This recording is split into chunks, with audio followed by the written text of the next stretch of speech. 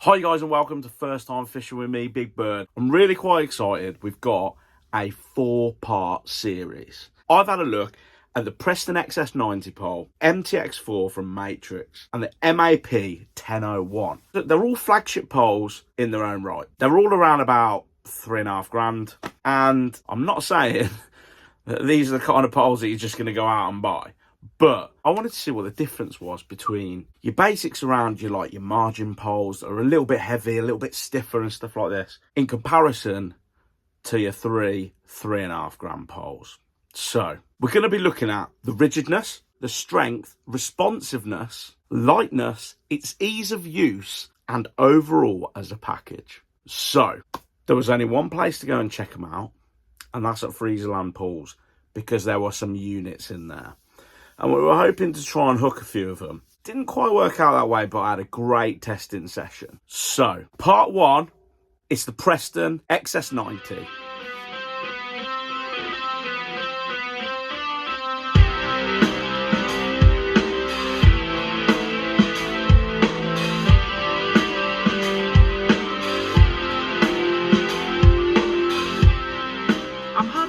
So guys, here we are, Friesland Pools. Absolutely stunning venue. We've got the sun, we've got the weather, we've got the fish. We can see them all, they're all around the top at the moment. What we've got set up, first of all, the Preston XS90, and we've got it set up at 16 meters. We're going to see how rigid it is, check out its lightness. We're going to check out its responsiveness. We'll talk through the prices at the end, etc. But we're going to compare these three over the next 3 videos. So as you can see, I've got a light top kit on at the moment, but today we've had a quick look around. They're all on the top. We think that fishing shallow is going to be the thing today.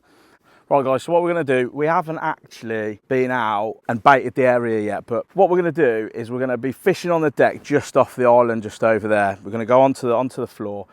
We've got around about 2.5, 3 foot. We can see quite a bit of activity around there. We're going to go and get a pot out, and then we'll get down and hopefully we'll catch pretty quick. But we'll see how this Preston flagship pole responds with hopefully some nice lumps on today. But we're going to put a big pot of micros in and let's ship that out.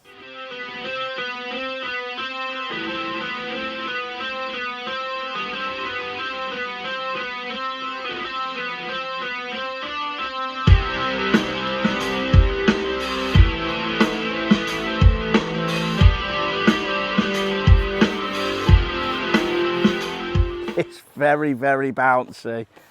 It's very, very bouncy. Right, let's get this pot in.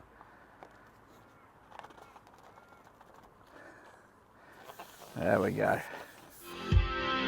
I'm huddled up and I'm freezing here, just shaking like a leaf. There's no insulation. Winter's like the thief. So we've put a big pack of micros in, big pot. We're going to fish today, nice and simple, with sweet corn on a hook. It's got some nice big corns. Always go through the bottom of my corn so that you're using all of the skin. And just have the little tip just showing just outside. Let's see how good this is at shipping out. So the first thing that I notice is it's not quite as slick through the hands as, say, the Matrix MTX4 even. So that's what I've been used to fishing with.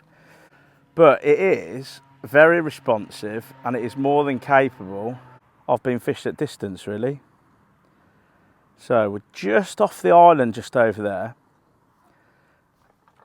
And we're onto a fish already. And that was an absolute superb strike. Absolutely. Didn't have to move the pole much at all there. And you can see that the fish is trying to go for the reeds. We'll just hold our distance just there a second. Might even break down in a second.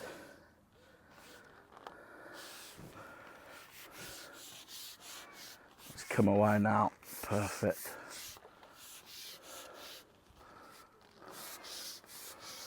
Going to try and keep it all into one piece. I've set 3 rollers up.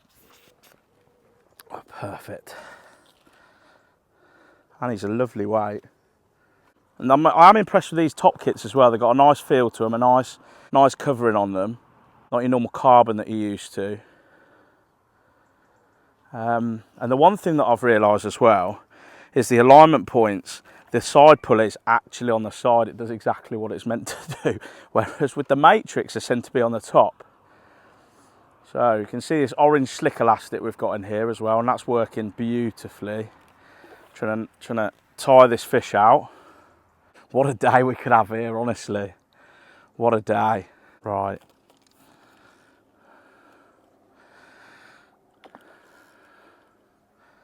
Got the Aguru Ventus landing net handle today. I've set it out at 4 meters and it's in a power mode as well. So absolutely superb. Does the job to a T. Look at this.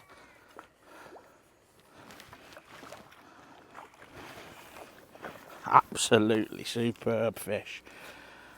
Beautiful mirror. Who's not very happy at being caught. Look at this. Okay. Beautiful. Look at this. Friesland Fisheries, absolutely superb. Oh, well, let's get him back, and I want to go and get some more. I was so far so good with that Preston pole. So just a quick one on that. Like with the Matrix poles that I've normally been used to, when I went to strike into that fish, I probably struck a bit too much than I actually needed to. The responsiveness on the end of this, it has got a bit more bounce to it at the end.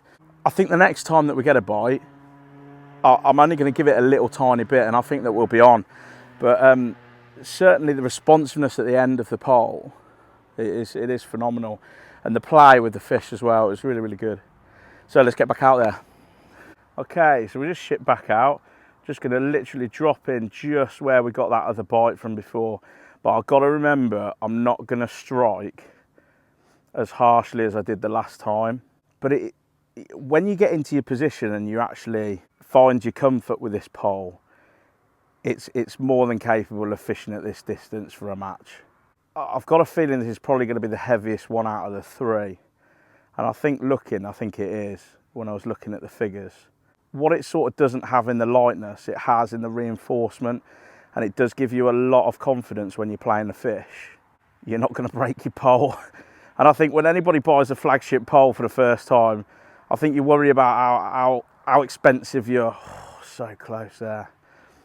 You worry about how expensive your sections are going to be if you drop them in the lake, or if you end up snapping one, and we've all been there. So we've had a couple of bites in quite quick succession just there. Fishing quite tight up to the island. And I can see the float bobbing a little bit, so there is some activity down there. I didn't opt to go and put another pot of micros in, which could be of detriment, to be honest. We might need to be doing that each time, but I thought we'd try and get out there as quickly as we could again to try and get another one. A little bit of wind picking up there, and it is a little bit difficult to try and keep it a bit still, but what pole isn't really? Oh, it is bobbing around like an absolute delight over there, but we just need it to shoot down so we can have our fish on. And I've got to be so careful that it's not running back into those reeds over there. Oh, it's missed another bite. I'll tell you what, it'd be a better review if we had somebody professional on the end of this. I have to admit, the one thing that I am struggling with this is because of the bendiness of the pole, which is great for when you're playing your fish. But God, if you've got a big pot on the end, it doesn't half. It doesn't half bend, and it is awkward. Anyway, let's get back out there. Okay, so we're going back out, and we're going to drop our corn literally just over the top of the micros where we were. And I'm expecting, because it's been like a couple of minutes before we've shipped back out, I'm expecting activity there already. Literally donk one of the fish on the head with the corn. And it shouldn't be long Oh, before we get a bite, he says, there is activity galore. As soon as you put those micros in over there. Oh, really positive bite that it's even taken me hook bait. Come on, big bird. Right, ship it back out again. It is a delight to ship out, I have to admit. It's as soon as you get to this like tapered section here, it's a little bit more friendly. Right, let's drop this sweet corn in. See if we have any takers. There is a little bit of a delay of response in striking and getting to the end, but I think that's the flexibility in the pole, to be honest. I think it's a little, it just reminds me, this pole, a bit of a, it's like a long distance margin pole. And I don't mean that disrespectfully. It just feels like thoroughly, solidly made. It doesn't feel brittle, which like your tournament pros and stuff like that, you know, it's as rigid as anything, and it's, you know, it's this ideal for responsiveness. But here we go, we're on again. Oh yeah, we're on again. So as you can see, like the bend in the pole, it is superb. It is superb. Like the playing action on the pole, I'm so impressed with the playing action. It is superb. Absolute delight. Doesn't feel as big as the one before, but we're into a fish. Superb. Look at that.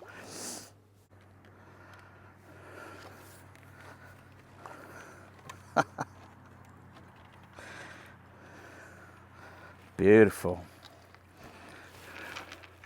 Absolutely superb. Beautiful, almost like F1 like. It's like a common F1. Beautiful, beautiful fish. Anyway, we're getting back. And let's get this XS90 back out. Just go out and pot again. That seems to be key today, but it is so awkward to pot. Look at the bounce in that.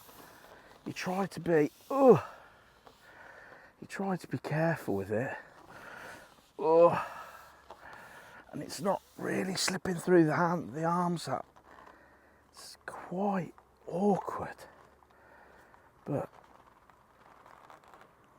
we've managed to get it in. Back out over the top of the pot that we put in. Let's see if we can test this pole out at distance. What a beautiful day here, Friesland. This is the match pool here at Friesland Pools, and we're fortunate enough today to have the pool to ourselves. And what a day to have it. Oh, another bite gone. Oh, fishing. And this is the luxury of pole fishing, because you can go out and you can be so accurate with where you're feeding. Got another one who's going for the reeds. Don't really want him going that way. Let's try and bring him out. Great response from the pole. Really, really easy to manage.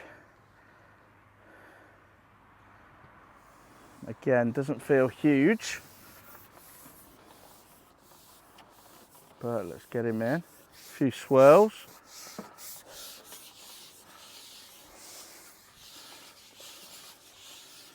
Fish it all the way back onto the top kit so we can play our fish. See if we can get a look at him.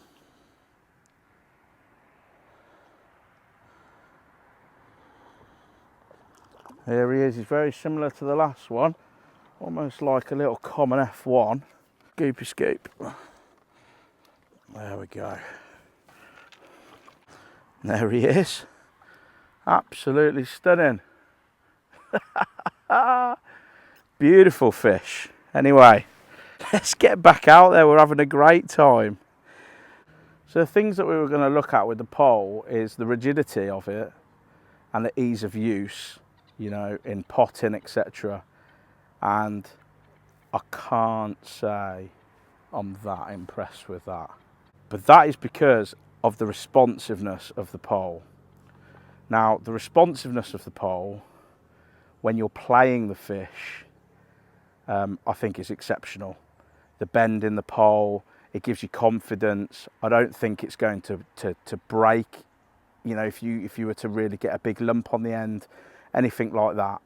But the responsiveness in actually striking, there is that little delay. It's almost, I feel as if I have to sort of preempt a little bit, preempt the bite. You know, start to see your float going down, and then you have to almost double guess that it's going to go just to try and get there, because there's probably it's only like a half a second delay, but you see, like, it's just shot down and come straight back up. But the end of the pole has reacted when the floats pop back up, which isn't really that useful. However, to say, when you've got a fish on the end, gives you great confidence that you're going to land it. Not an issue with that whatsoever.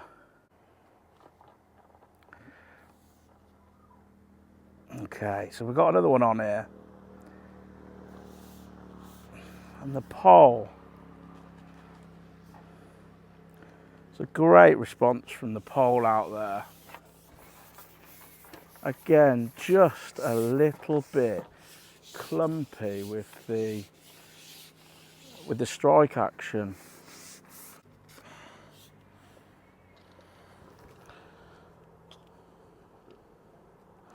Another one of these little, it's almost like a little shoal of them down there. Superb. So, here he is. Beautiful looking fish at Friesland. I think we've tested the pole out. I'm impressed with it. But let's get our thoughts over on the bank. Let's go and take a closer look at the actual pole as well, and just have a look at the decals, etc., and see how it's presenting itself. We'll get this little one back and let's go and have a look. So here it is with the decals. It does look smart, I have to admit, it does look smart. This last tapered section here, it does go through your hands a lot slicker than this carbon section here. This is quite, you can hear just there. Everything is reinforced, which is fantastic, which is what you'd expect from, you know, a top grade pole. But overall, I am really impressed with it. The downside to it, I think, there's a tiny little downside, is when you want to strike, when you get your bite, is you're striking and it's literally, you've got a bit of a half a second delay in it, really.